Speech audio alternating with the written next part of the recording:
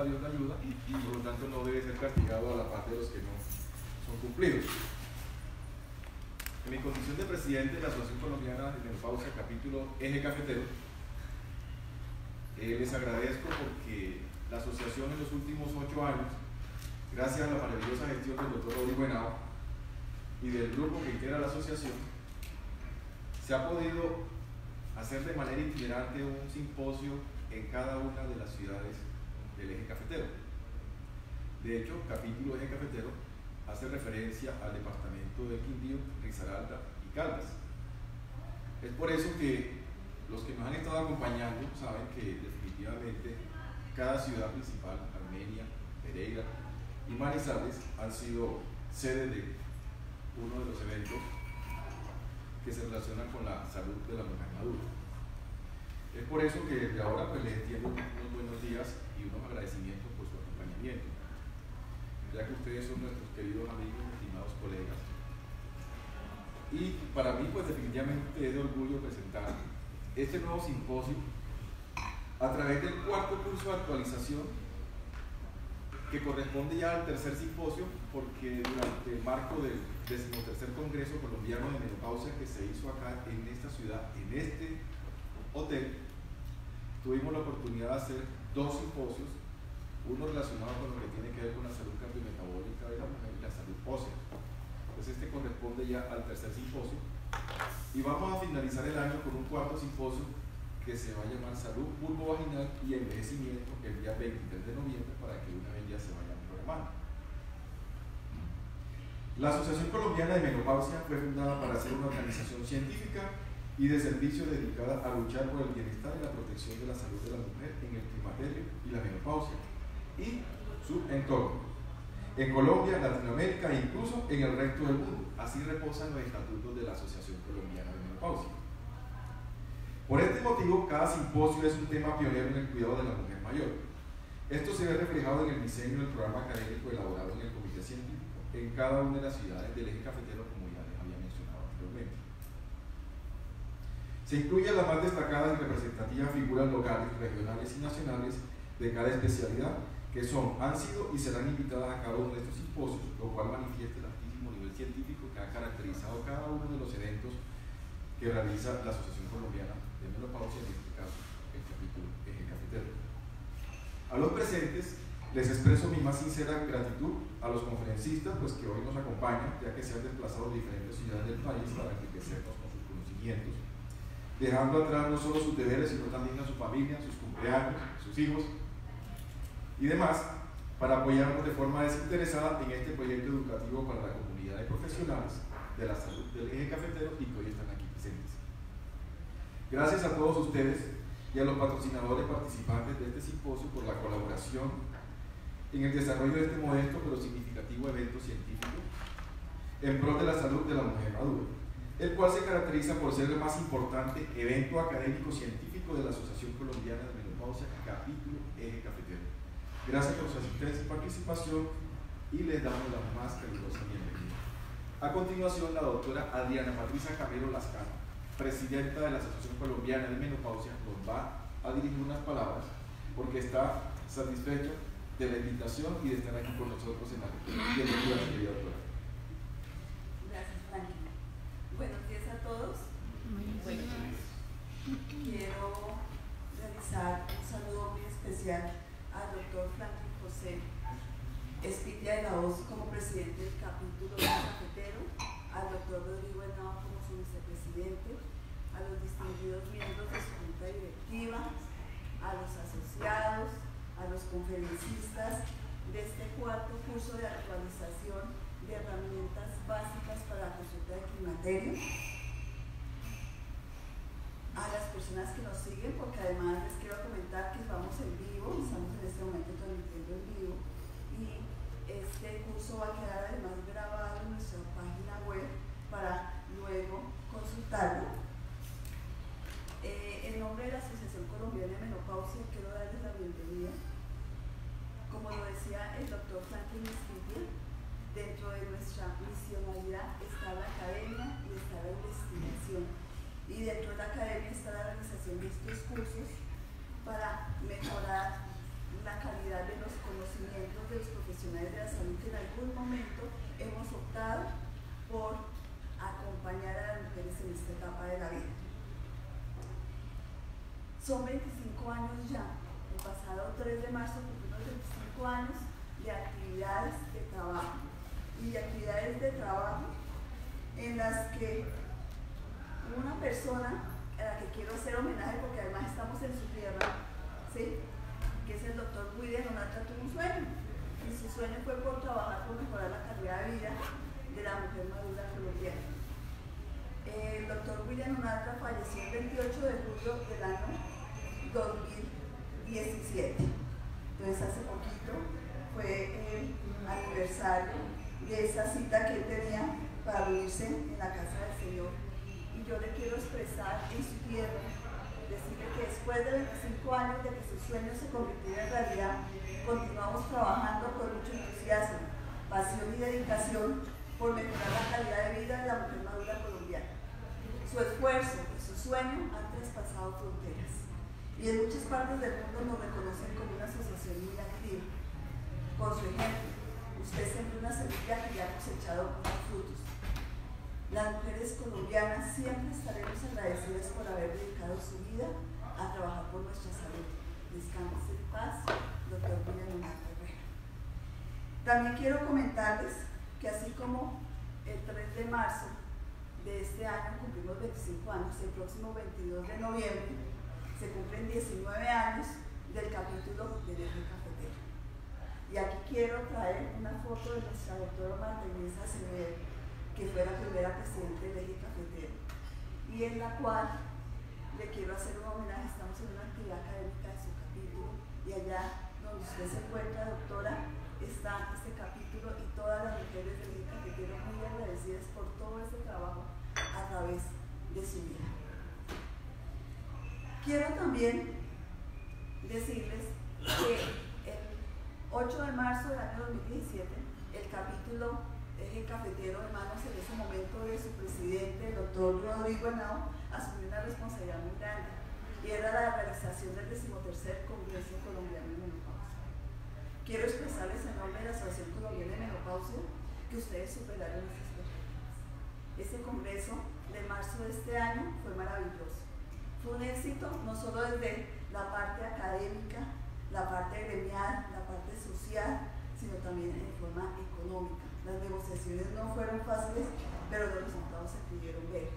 Y doctor Franklin Spitia, de verdad, este trabajo que usted hizo, del cual de verdad no dejamos de admirarlo completamente, al igual que con ese equipo de trabajo que usted lideró, fueron los que pudieron hacer que ese evento siempre vaya a estar en nuestros corazones. Fue realmente un éxito ese 13º Congreso Colombiano de Menopausia, y aquí en su tierra, en la cual yo me siento muy bien recibida, los quiero felicitar. En nombre de la Asociación Colombiana de Menopausia, quiero entregar el escudo de la asociación a usted como representación del capítulo del Eje Cafetero. De verdad, ojalá esa semilla que ustedes han sembrado con esa realización de ese excelente congreso siga en todos los eventos académicos. Además, hemos visto también que el Eje Cafetero es un capítulo que es muy activo en la parte académica, y la idea es invitar a que los demás capítulos sean igualmente activos. Doctor Spitia.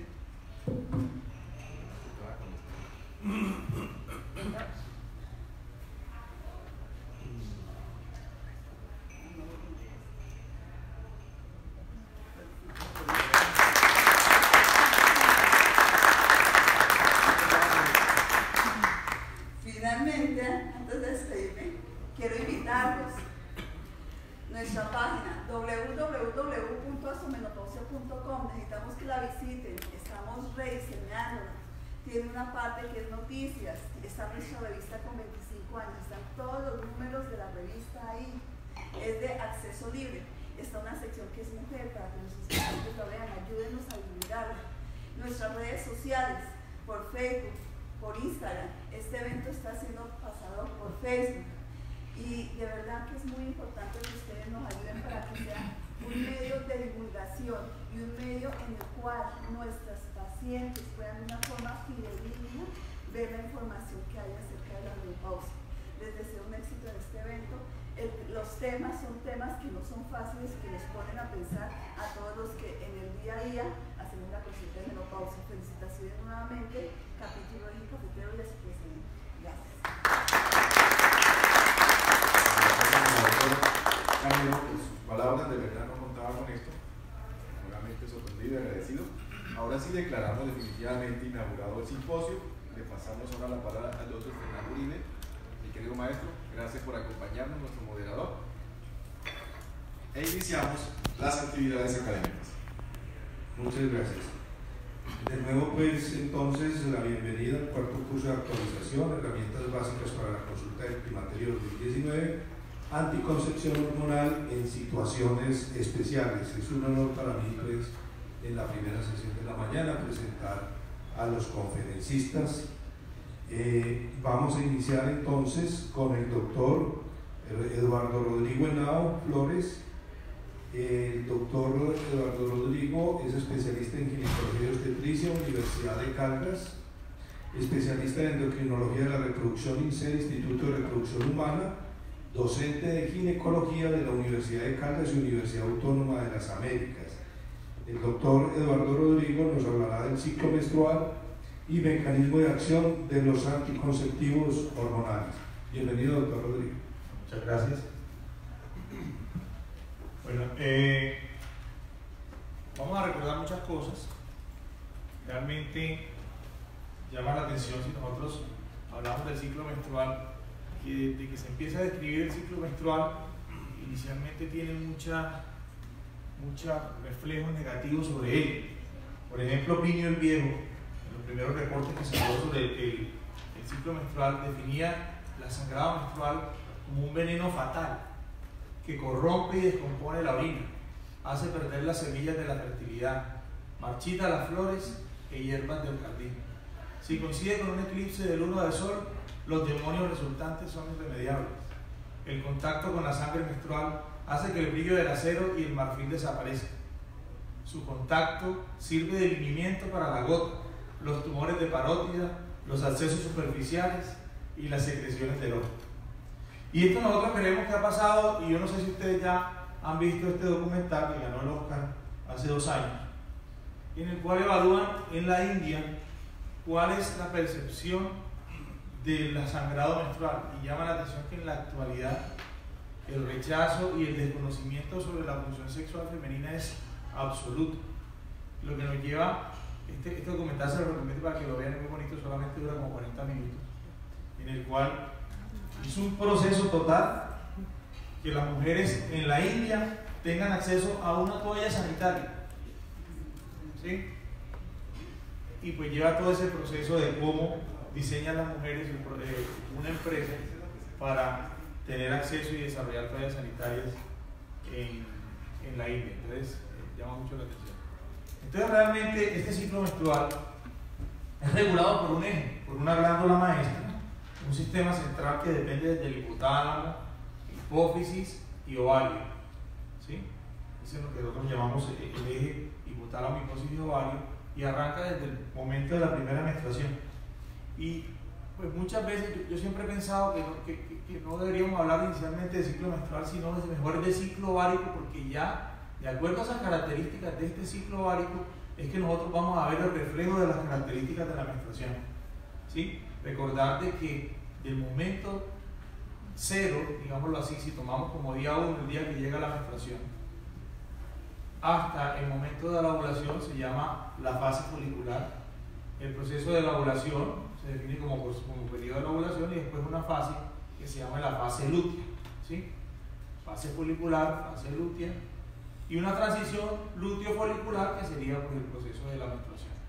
Entonces realmente uno debe centrarse en todo este ciclo ovárico y uno va a determinar realmente muchas de las causas y muchas de las características de las alteraciones o de la menstruación normal. Cuando este folículo empieza a crecer, que realmente ahorita vamos a ver en una gráfica desde cuándo empieza a crecer, empieza a crecer. Este folículo preantral y antral empieza a producir en sus células de granulosa y va a producir estradiol. Ese estradiol sigue aumentando de acuerdo a ese aumento de ese folículo que ya va pasando a dominante y a preovulatorio, y cuando llega a un promedio o unos niveles de 200 picogramos por mililitro, va a estimular ¿qué? El pico de la hormona luteinizante, que entre 12 y 72 horas después nos va a llevar a ¿qué? A estimular el pico de la ovulación, o digamos que el pico de la leche del pico de la ovulación, va a presentarse la ruptura de ese folículo y se va a formar en esas células que quedan de ese folículo el cuerpo lúteo, que nos va a producir progesterona.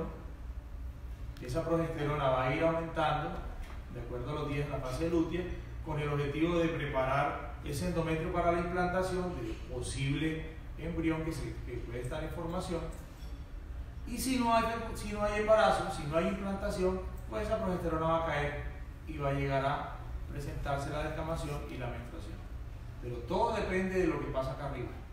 Si no hay una ovulación por un síndrome ovario poliquístico, por ejemplo, pues este pico de estradiol no va a presentar, sino va a haber un pico de LH que caracterice un folículo dominante o un folículo preovulatorio y se vaya a presentar la ovulación. Entonces va a ser muy diferente estas características y muy seguramente no va a presentarse a nivel de progesterona porque no hay ovulación y no va a haber sangrado menstrual, y por eso se va a presentar oligomenorrea o poligomenorrea. Por eso nosotros recordemos que el ciclo del ovario no dura 14 días ni 18 días, el ciclo del ovario dura más de 200 días. Desde antes, 3 a 4 meses antes del ciclo actual que la mujer va a tener, ya hay un proceso de iniciación, de diferenciación y crecimiento basal del folículo, selección folicular, que desde aquí a este momento, vean, 120 días, casi 180 días antes de empezar el ciclo que nosotros conocemos como ciclo menstrual, sí hay un proceso de cambios y de desarrollo de los folículos que vienen en camino. Son oleadas de cada 2 o 3 meses que se vienen desde antes, en las cuales ya hay una programación genética de que si va a crecimiento entre 500, aproximadamente 500 folículos, pues empiezan ese proceso de iniciación, y aquí en esta fase de crecimiento basal, que es variable, es donde van a empezar esos folículos a ser sensibles a las gonadotropinas, y eso nos va a llevar a que cuando ya son sensibles en esta fase ya antral, va a haber un proceso de sensibilización a las niveles de las gonadotropinas y se puede presentar esa selección previa que se da entre 2 o 3 días antes del ciclo menstrual. Posteriormente ya empieza la fase de maduración, como lo hablamos ahorita. Entonces, lo básico en este proceso es esta fase. Cuando ya ese folículo ya es sensible a las gonadotropinas, empieza el proceso de la esteroidogénesis a presentarse, en el cual, como su nombre lo dice, lo que va a llevar es a producir esteroides, hormonas esteroideas, como sobre todo el estradiol, que es la hormona en la mujer más importante. Entonces empezamos en estos folículos que ya son sensibles a las gonadotropinas a expresar receptores de la LH en las células de la teca y receptores de FSH en las células de la granulosa. Recordemos que el colesterol es la materia prima para la producción de todas estas hormonas esteroideas, y en este proceso en las células de la teca ese colesterol ingresa y en las células de la teca se producen los andrógenos, lo más importante, la testosterona y la testosterona, y después pasan esos andrógenos a las células de la granulosa, en donde los andrógenos se aromatizan y se transforman en estrógenos, donde el estrógeno más activo y más potente y más importante en la mujer es el estradiol. Entonces nos lleva a que todo este proceso, desde el reclutamiento previo que se da entre 2 o 3 días antes de la llegada de la menstruación, la selección de un folículo dominante que ya viene desde antes definido cuál va a ser el crecimiento de este folículo, nos va a llegar a que llegue un momento este folículo dominante y preovulatorio llega al proceso de la ovulación, en donde la progesterona empieza a estimular todo este proceso y empieza una cascada de muchas sustancias, como el platinógeno, que busca producir la producción de permina, y colagenasas, que va a producir enzimas proteolíticos que van a romper ese colágeno de la pared folicular, prostaglandinas, histaminas, que llevan en toda esa cascada de efectos proinflamatorios a liberar ¿qué? El óvulo. Ese óvulo maduro sale ese óvulo maduro, como vimos en esta parte, sale, y aquí quedan todas estas células de la tecla granulosa que empiezan a infiltrarse por una proteína que se llama luteína, por eso se conoce, da una tinte amarillo, pues se llama cuerpo lúteo, por la luteína del nombre, y empieza a producir la progesterona como lo vimos. Y esa progesterona luteiniza, se vasculariza el endometrio, lo transforma, hace una inmunomodulación que hace que ese aparentemente ese óvulo que se fecundó, se produjo un embrión, llegue acá, se implante y se forma un embarazo. Y como lo dije con anterioridad, si no se presenta el embarazo, pues va a haber una caída, va a haber una luteolisis, el cuerpo lúteo deja de funcionar, y entonces esa caída de progesterona lo que va a llevar a una deprivación y una descamación y lo que se conoce como la menstruación, para preparar el endometrio para el ciclo previo, para el ciclo posterior. Resumidas cuentas, eso pues de una manera sencilla para recordar un poquito lo que son las características del ciclo menstrual y qué es lo que pasa en el ciclo menstrual. ¿Sí? Deben recordar para entender qué es lo que pasa con los anticonceptivos. Empieza a crecer el folículo, empieza a producir estradiol. El estradiol estimula después de varios días de tener un nivel mínimo de 200 picogramos el pico de LH, y el pico de LH dispara la cascada de la ovulación. La progesterona se produce después de la ovulación en el cuerpo lúteo, y si no hay embarazo, hay caída y se presenta la menstruación. Entonces, conociendo esto, recordemos dos cositas, ya que hemos hablado de historia. En el año 1931 este doctor austríaco desarrolló y tenía muchas inquietudes de cómo bloquear la fertilidad de la mujer, y desarrolló de ovarios de cerdos, sintetizó lo que él llamó la infecundina, que realmente eran progestágenos. Sintetizados, necesitaban muchos ovarios, más de 80.000 ovarios en algunos reportes de cerdos. Lo utilizaron para producir esto y lo administraron a ratones, y vio que los ratones bloqueaban su fertilidad, bloqueaban la ovulación. Lastimosamente, el doctor, un año después de desarrollar la fecundina, murió y quedó sus investigaciones hasta el año 1939, donde este doctor estadounidense Russell Marker desarrolló lo que él decía el método Marker, en el cual él desarrolló de unos ñames mexicanos, sintetizó progesterona. Y con eso, como fue en México, siendo estadounidense, pero fue en México toda la síntesis, sacaron esos vegetales, entonces desarrollaron la empresa desde ahí en México. Y después de eso, los primeros que utilizaron, el doctor Gregory Pincus empezó a utilizar esa progesterona sintetizada, fue lo primero que lo utilizaron en seres humanos, y encontraron que en todas las pacientes que le daban ese tipo de ese progestágeno sintetizado de ese ñame mexicano, no ovulaban, ninguna quedaba en embarazo. Llama la atención que daban altas dosis, entre 10 y 40 miligramos de progesterona, entonces pues era bastante alta la dosis.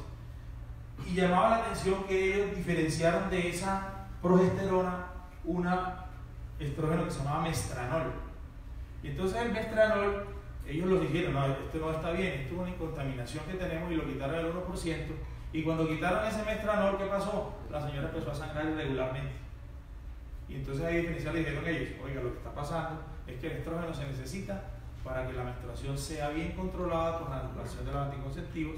Y salió el primer anticonceptivo que se llama Enovit, que tenía mestranol y noretinodrel. Después salió el Ortonovo, y de ahí en adelante toda la historia de la anticoncepción que tenemos en la actualidad. Entonces, los anticonceptivos hormonales tenemos orales combinados, ¿sí? Tenemos orales de solo progestágeno, tenemos los métodos anticonceptivos inyectables combinados o de solo progesterona, tenemos los anticonceptivos hormonales en forma de implantes transdérmicos, anillos vaginales y el DIU liberador de levonorgestrel. Esos son los tipos de anticonceptivos que tenemos en nuestro medio. Y llama la atención en este reporte que el preservativo sigue siendo el método anticonceptivo que más se utiliza, seguido de la píldora combinada en un 16%, la vasectomía, el anillo parche en un 5%, el lío en un 5% y la ligadura de trompa en un 3%.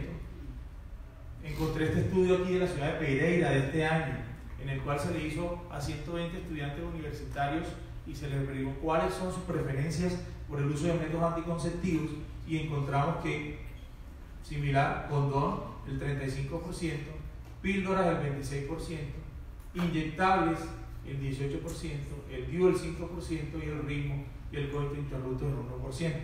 Llama la atención que aquí en Pereira, entre medios universitarios, vean, el 87% tienen vida sexual, pero solo el 72% utilizan métodos anticonceptivos. O sea que estamos hablando de un 15% de los estudiantes universitarios tienen relaciones sexuales y no están planificando.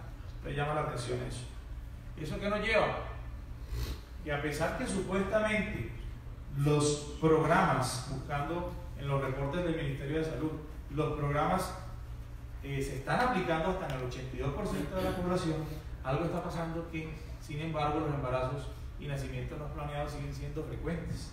Llama la atención que en el 2010, 19% de los adolescentes, entre 15 y 19 años, estuvieron alguna vez embarazadas, y eso es muy preocupante, cada día va en ascenso. El 89 embarazos no planeados por cada 1000 mujeres en edad reproductiva en Colombia. Los nacimientos recientes que no fueron planeados aumentaron del 36% en el 90 al 51% de embarazos no planeados en el 2010. El 44% de los embarazos no planeados en Colombia terminan en aborto. O sea que nos da más o menos a unos 400.400 abortos inducidos conocidos o reportados.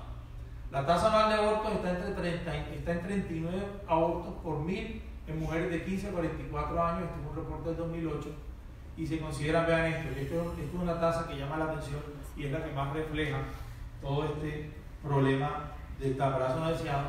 Se considera que en 52 abortos por cada 100 nacidos vivos se presentan en nuestro país. Entonces esto llama mucho la atención.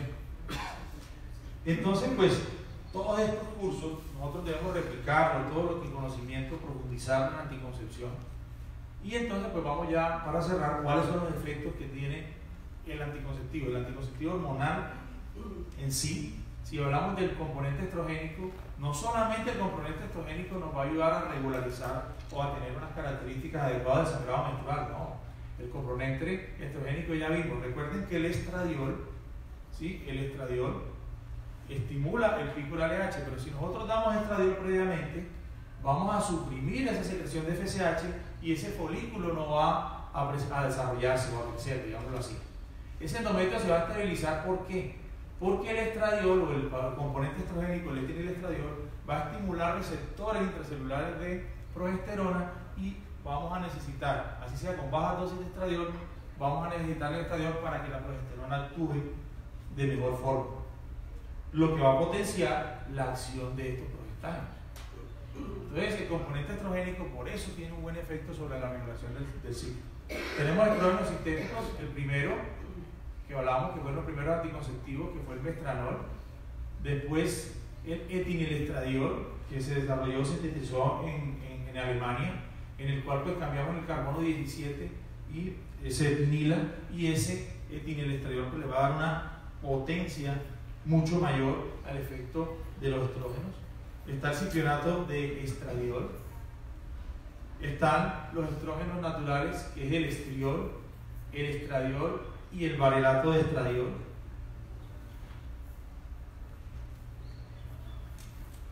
Y recordar pues que la dosis va a definir pues la definición de microdosis o uso ultra baja, dosis baja y dosis alta, de acuerdo a la concentración que nosotros estamos aplicando de etinilestradiol.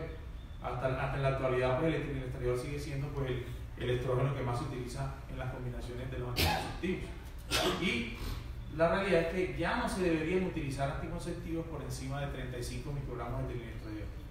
Por debajo de esa dosis no hay ninguna diferencia en cuanto a eficacia y a seguridad en estas pacientes.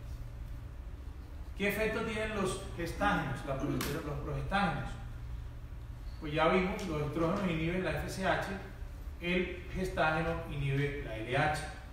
Tiene un efecto inhibidor de la motilidad de las microcilias de las trompas tiene un efecto de especiamiento sobre el moco cervical y, por supuesto, al inhibir el pico del LH, los progestágenos van a inhibir la ovulación.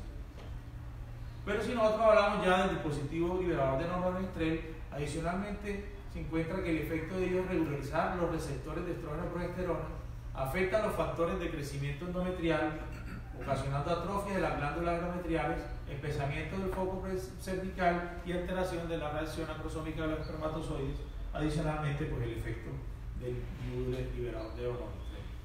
Entonces los estrógenos, para recordar y no alargarlo mucho, tenemos derivados de la progesterona, derivados de la testosterona y derivados de la espironolactona. Aquí está la lista de cada uno de ellos. Entre ellos, pues, las nuevas progestinas, en las cuales está el dienogés.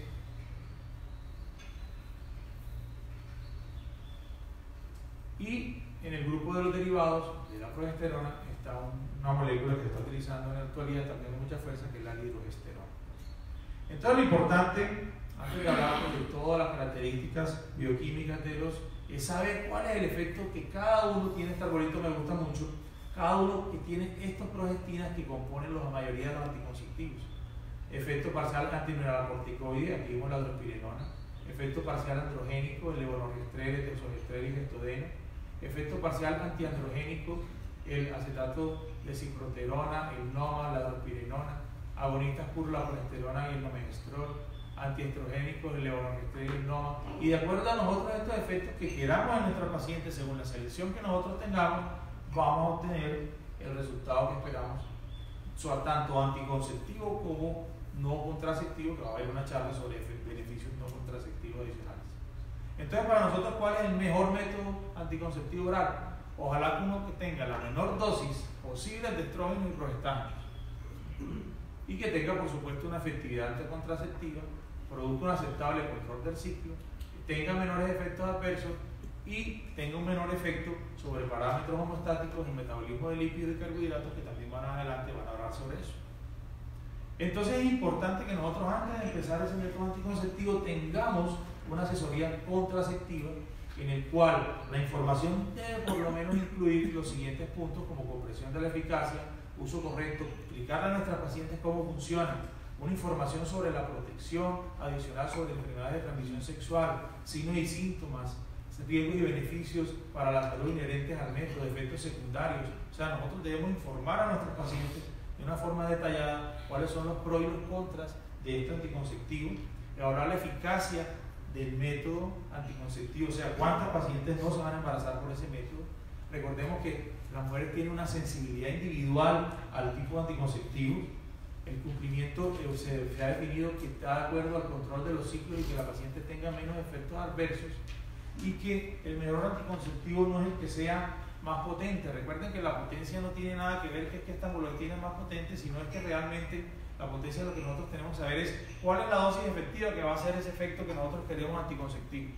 No es la mayor dosis, no, cuál es la dosis mínima efectiva, y esa es la potencia real de los anticonceptivos, para evaluar así la eficacia y los efectos colaterales y riesgos y beneficios posteriores.